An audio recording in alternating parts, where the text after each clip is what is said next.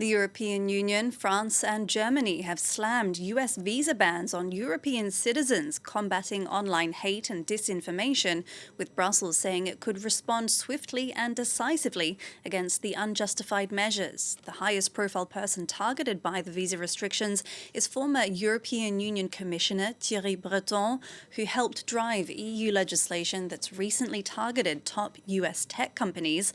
The Trump administration has accused Breton and four other anti-disinformation campaigners of censoring US social media platforms. Meanwhile, French President Emmanuel Macron says the move shows a desire by Washington to intimidate and challenge Europe's digital sovereignty. Gabrielle Nadler has the story. The Trump administration is taking its attacks on Europe from words into action. On Tuesday, the U.S. government announced visa bans on 5 Europeans who it accused of working to suppress American accounts on social media. The most prominent person targeted is former EU Commissioner Thierry Breton, considered a key architect of the Digital Services Act, or DSA, by the State Department. The landmark European legislation is meant to combat hate speech and disinformation online, but Washington argues it restricts free speech. For far too long, ideologues in Europe have led organized efforts to coerce American platforms to punish American viewpoints they oppose. The Trump administration will no longer tolerate these egregious acts of extraterritorial censorship. The DSA has become a frequent target of U.S. conservatives who see it as a weapon of censorship against right-wing thought in Europe and beyond, an accusation the EU furiously denies. Breton compared the visa bans to American political repression in the late 40s and 50s under Senator Joseph McCarthy. Is McCarthy's witch hunt back?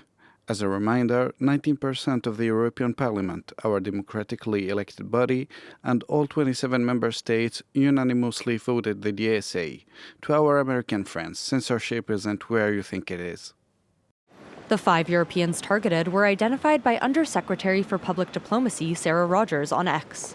Aside from Breton, they include higher-ups at organizations working to counter digital hate and disinformation.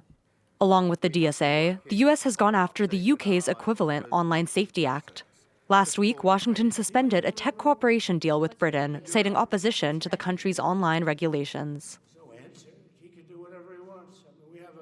Well, on the line to talk more about this with us is Nathalie Loiseau, who's a member of the European Parliament for Group Renew Europe and former French Minister for European Affairs. Thank you very much for speaking to us on France 24. I want to start by saying that the US is essentially saying that the EU is suppressing free speech on social media platforms. Do you agree with this assessment? Well, what we will witness today is that the U.S.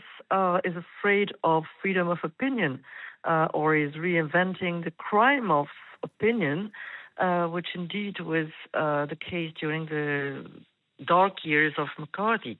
So I think it's obvious that freedom of expression is fully protected in Europe, but now I begin to have some doubts about the U.S.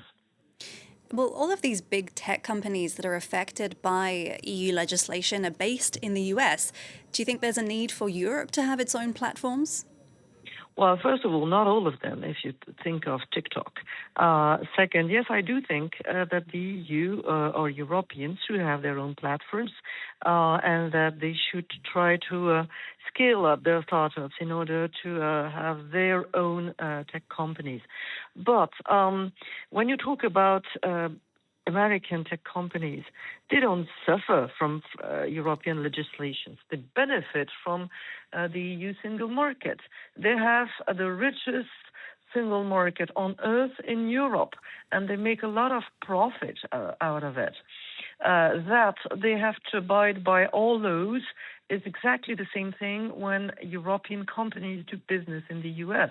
They abide by American law, and that's the rule of law. That's the basis of democracy.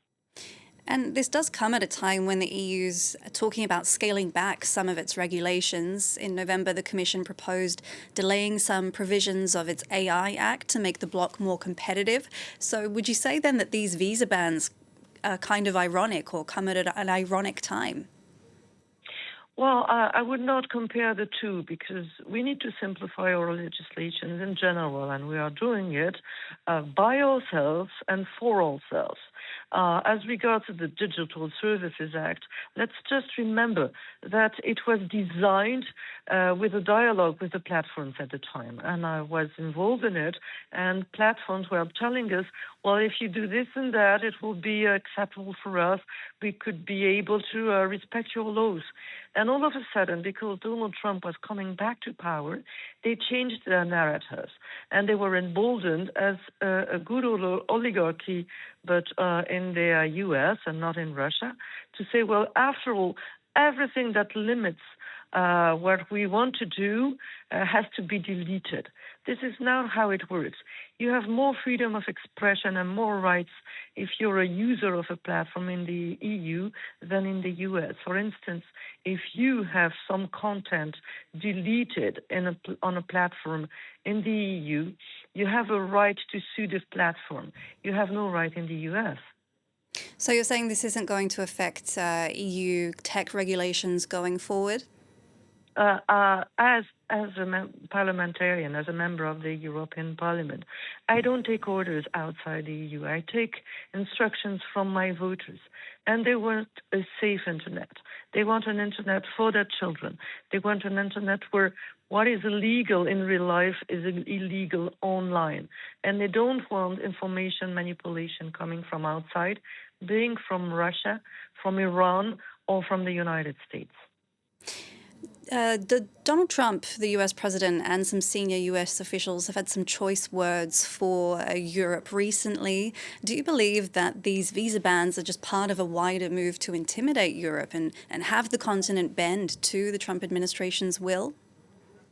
Well, to me, if you ban someone to come to your country, it's a sign of fear, not a sign of strength. What do they fear from Thierry Breton? That he has debates in the U.S., that he speaks freely, and maybe he convinces American citizens that the EU way of doing things is the right way? Is it what's happening in the U.S. now?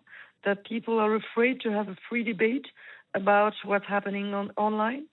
That's more a symbol of weakness and fear than anything else.